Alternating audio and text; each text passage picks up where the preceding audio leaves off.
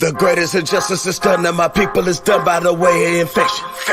Killing us slowly, erasing our history, death by the way of deception.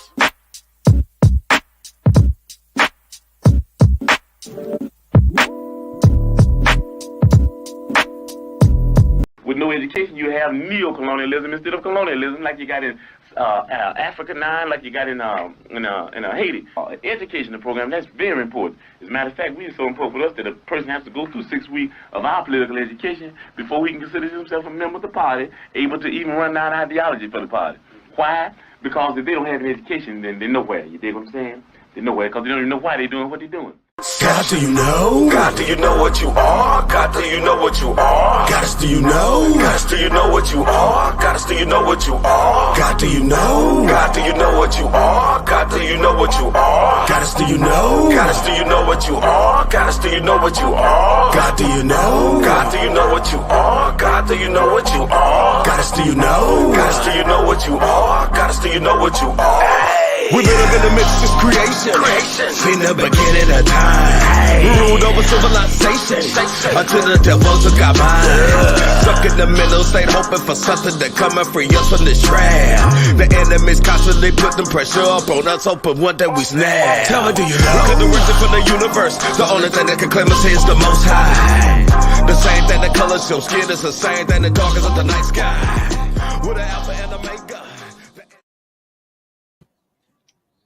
Peace and Black Power family. It's your Harlem educator, author, and activist, the Black Liberation Coach for the Agyei Tyehimba. You know, I'm filming live on location in that wonderful, historical, and political village of Harlem, New York City. I want to welcome anyone and everyone that is watching this live, presumably through my Facebook page, through the Harlem Liberation School Facebook page, on Twitter, or at Harlem Liberation School's new YouTube page. Well, thank you for joining us. Whether you're watching live or you'll see the later recorded version, we appreciate you sharing some time with us because we feel that's a political decision that has deep implications, that you would choose us over so much foolishness and distraction going on at this very moment.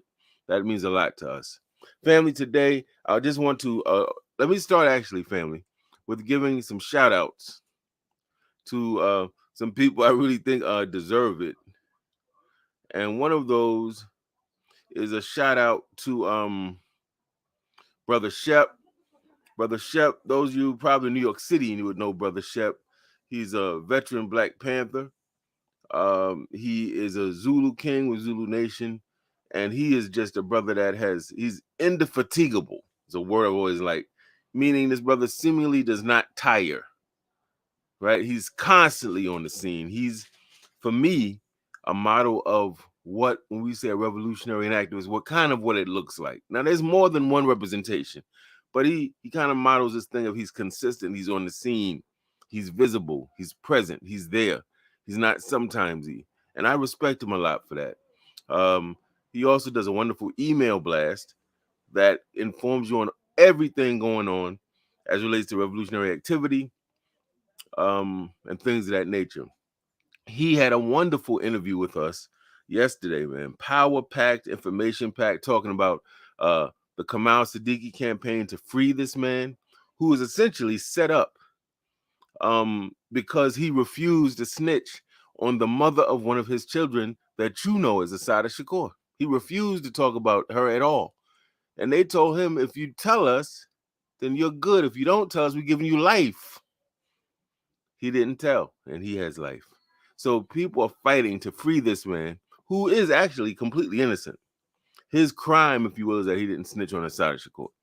We want to thank Brother Shep for that wonderful, wonderful, wonderful interview that he gave us, the time he granted, and the energy he shared, and information he shared. We also want to thank the Baruti couple.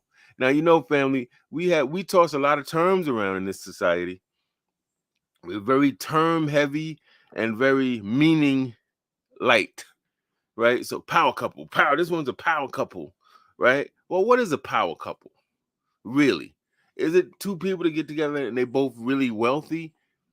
Well, possibly. I tend to look at it as a couple that is together, married or long-term committed, that are doing work, that are empowering their community. That to me is a power couple. Now we got people that's power singles. They out here doing it on their own. They're not in a particular relationship. We're not knocking them.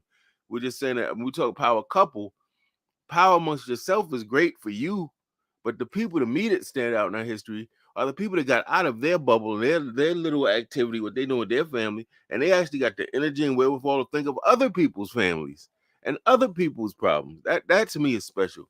The Barudis hosted a wonderful complementarity conference yesterday from 4 to 7 p.m. Eastern. It was their 8th annual, and it was very inspiring. Got some good information. We got the fellowship or commune, if you will, with other couples. It was very good. There was some people there that were single that might have been available, possibly looking for someone to couple with. It was very inspiring. And I want to thank them and give them a shout out. I'm one of these people who does believe, and I try my best to practice it, that we got to give people their praise and their credit while they're alive, and not only while they're alive, while they are mentally, cognitively able to appreciate the compliment. Right? If I'm brain dead, you be like, "Oh, Agyei, you did all this," I wouldn't know.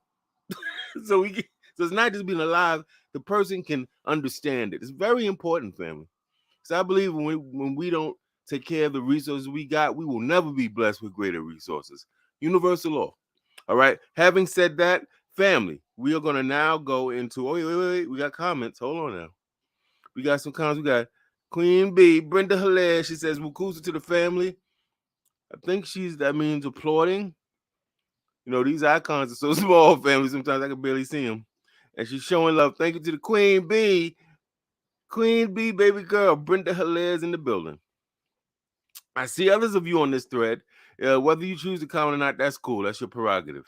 But I definitely appreciate those comments. And then we want to go now to the main point of this show, which is this. In the abundance of water, the fool is thirsty. I actually did this 3-4 years ago, but the quality was so poor, family. I'm going back over my stuff. You know, the white man took down the Black Liberation University YouTube channel. So some of that stuff got lost. So I'm going over the stuff that I was able to salvage. And some of it is not good quality. So some of it I'm re-recording for posterity's sake. And this is one of them. In the abundance of water, the fool is thirsty. I think we could start with this parable of the drowning man. This is a very famous parable that you likely have heard somewhere, or you've heard a variation of it. But essentially, I'm going to break it down like this. There was a black man, a religious man. He survived a horrible boating accident. And he finds himself tragically, horrifically, in the middle of the Atlantic Ocean with no life preserver and no land in sight and certainly no boat. A gentleman in a yacht, we presume they have some money, soon approaches and he offers help. But the drowning man refuses, saying, "Oh, no, I'm good. God's going to save me. I'm good. Thank you." So the guy goes. Not long afterwards, a cruise ship approaches in the distance.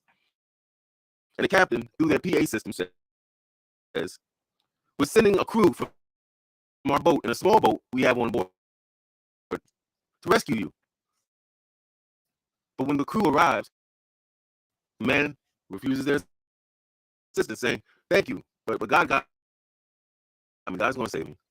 Shortly thereafter, a helicopter arrives overhead.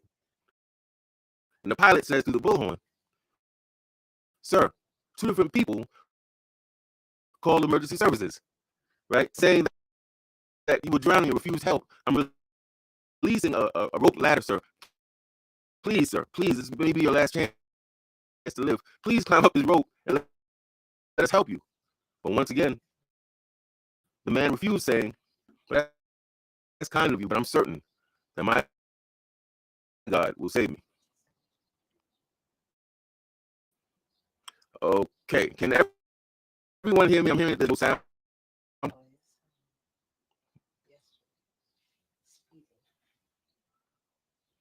Okay, so I'm going to continue, family. I don't know what that is. I got to keep going forward. I don't know how to fix whatever it is. I have to go back and edit it. But in the middle of this thing, I'll do real quick.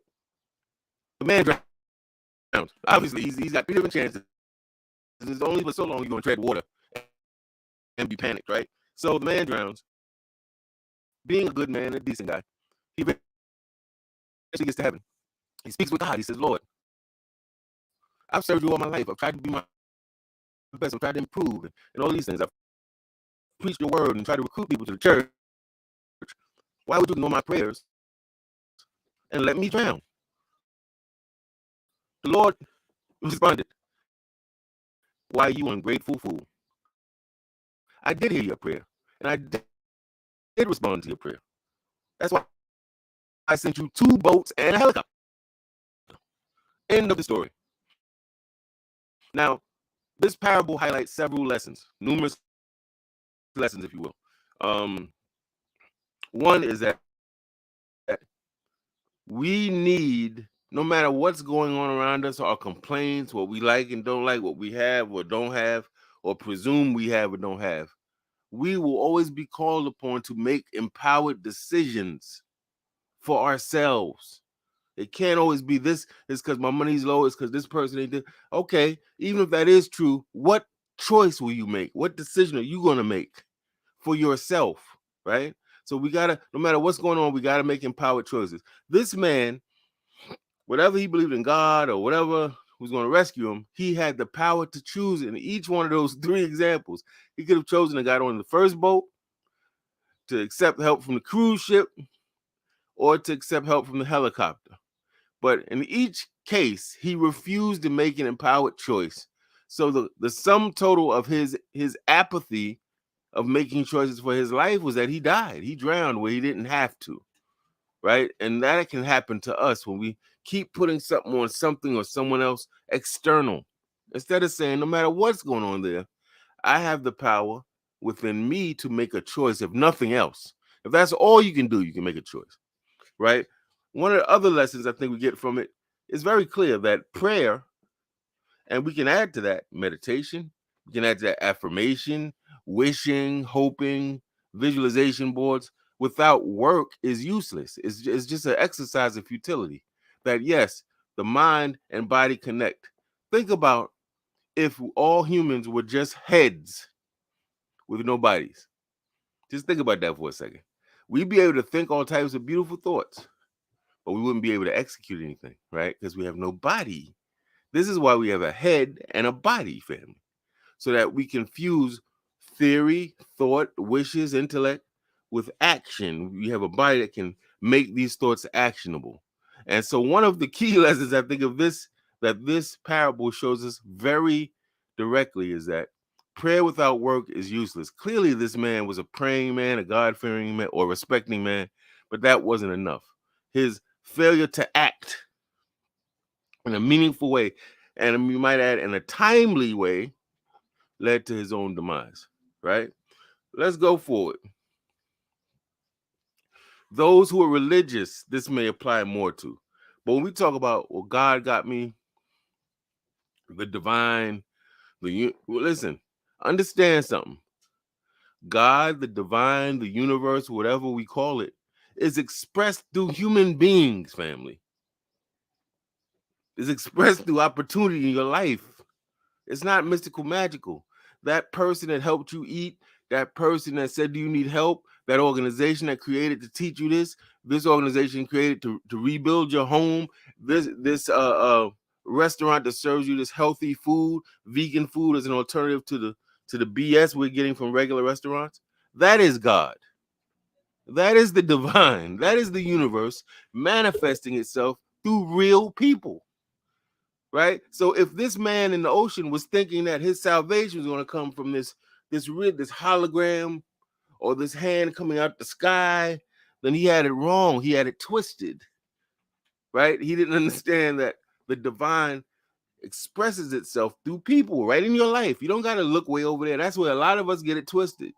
Right? We looking way down there, and the divine is right there in your neighborhood, right in your church, right in your organization, right in your household.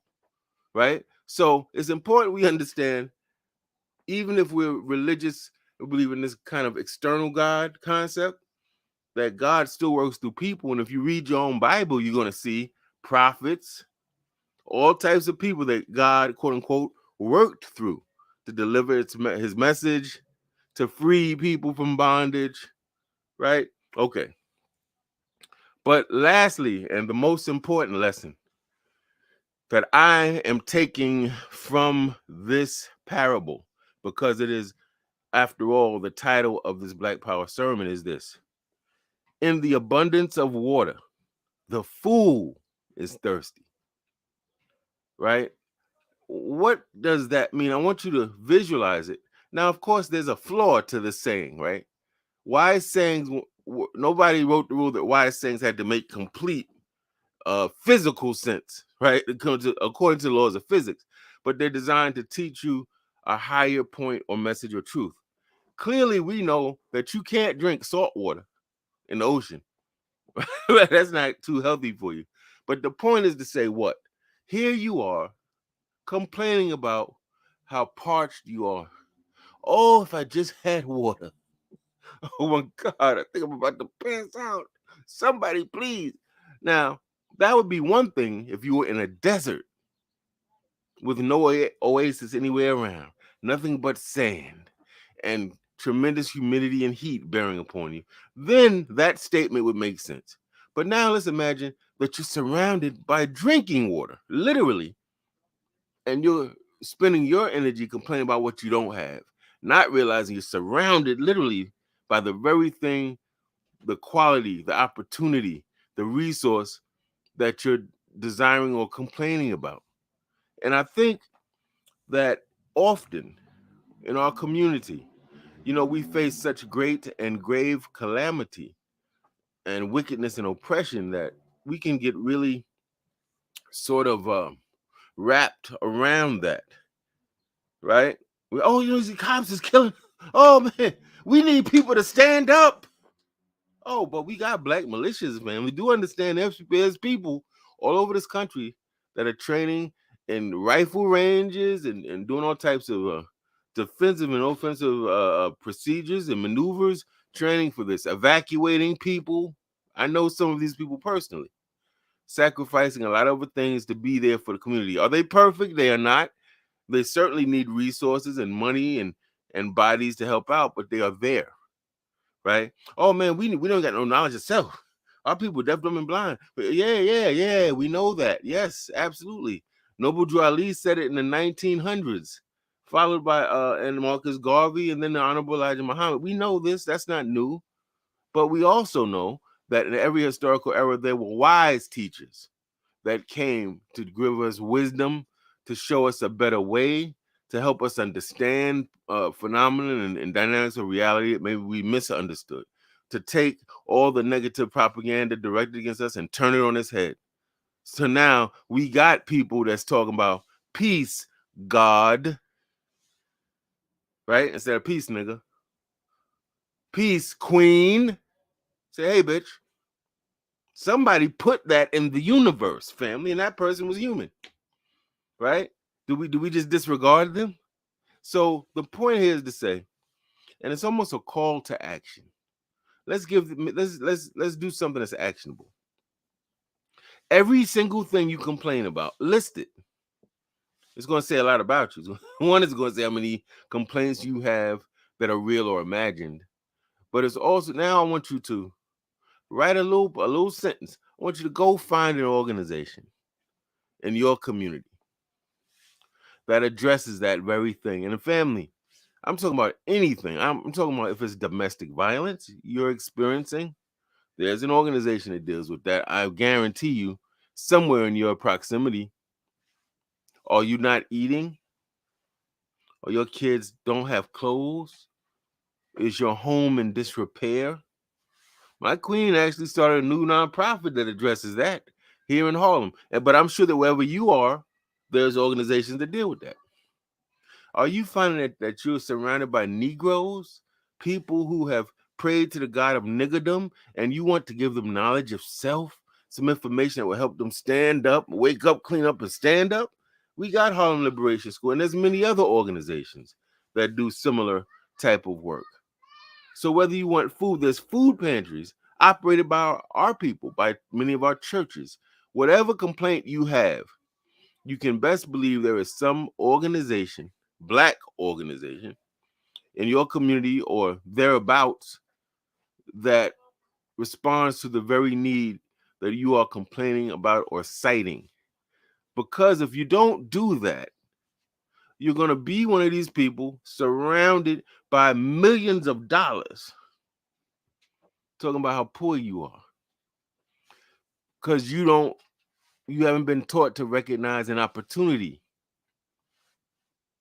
And we can take this on a macro level or there's people on this block saying, oh, I wish our kids had this and this and that. And there's people that's right in your neighborhood that are experts in the thing you complain about, maybe even in your house.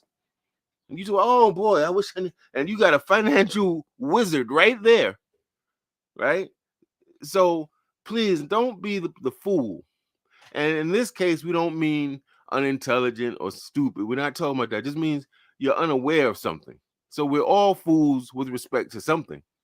It just means try to be aware that there are people out here that are doing that work in a tangible way to help our people. You know, there's an organization that I really want to shout out to called the Sisters of the Underground. These sisters are helping evacuate sisters that are victims of domestic violence. They're helping to feed people, family. I mean, they're doing remarkable work, and there's so many organizations.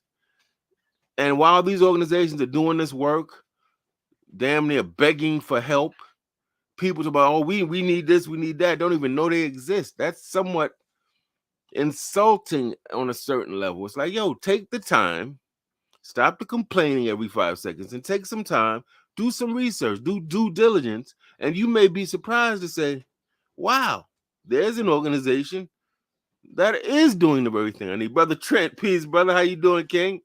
Thank you for shouting me out. Sister Janny Earl in D.C. I know you're doing it in D.C. Sister says, that's what I'm doing in D.C. You let them know, sis. That's right. Absolutely right. And yes, and she's been witness to the Sisters of the Underground. We're talking about the great work they do. So, family, I don't want to belabor the point. I want to keep this under half an hour. I think the point is made. Don't be the man in the ocean with no life preserver, no boat, no land in sight that's drowning, praying like, God save me. And you got a community organization comes through. Come to our meetings. We can teach you how to do this. We got a rites of passage for your child. Come through. We'll get them right. We got evacuating organizations. We got self-defense organizations. We got fraternal organizations, sororities. We got all types of organizations, nonprofits that their whole thing was built to help you in a particular way. Do the research, family. Don't be these type of people that just you like you get kind of energized off of complaining. That's not what winners do. Winners assess a situation. And they say, man, I done got a little belly here, man. It used to be in tip-top shape. Or I'm breathing heavy when I woke up 3 flights now. Wow, I used to run up these flights. The winner thinks like this. This is how champs think. They say, oh, I have to do something about that. So what do? They go do research. First thing they do, let me look up what causes belly bloat. Let me look up what causes a person to breathe hard. You know, then they look up cardiovascular exercise. The next thing you know, bam, this person is activated. They're not sitting down complaining. They're in the gym. They're in their house. They got some weights. They're doing crunches. They're doing lunges and squats. In other words, they have researched and they're actively addressing the problem. That's who African people are. That's who we are, family. That's who we are. Let's get back to that. Be action oriented. If you have a complaint, research, inform yourself, join organizations, or get with people who are experts in that thing and create an action plan and get yourself out the ditch so that you're not just looking up and saying, boy, it'd be nice to get out this ditch. Well, no, man, get out the ditch. If Malcolm could do it, you can do it. Marcus Garvey's father, when he was a kid, put him in a ditch, a real ditch, and took the ladder out to teach him there's going to be times in life, good brother, when you're going to be in a ditch and there'll be nobody there to make him strong. And you know, of course, the story of Marcus Garvey, one of our strongest. The point here, family, is appreciate what you have. Show gratitude, give thanks and gratitude for what you have. Even when you don't agree with the people who operate your food pantry and you think they could be doing it earlier and you think the food quality could be better, okay, you can share that with them in a respectful way, but work with them. Be grateful they're there, because if they wasn't there, there'd be nothing. There'd be a complete desert. You feel me? That's what it's all about. And with that said, family, I thank those of you for joining. I do like to remind you to subscribe to our channel, Harlem Liberation School YouTube channel, most definitely. And with that said, family, I hope you got the point. Thank you for joining. Have a blessed day. Love on your people. Study your people. Study your enemy. And don't complain. Plan, strategize, and get action-oriented. Peace. Black power. Wukusu. Have a blessed weekend, y'all. Thank you.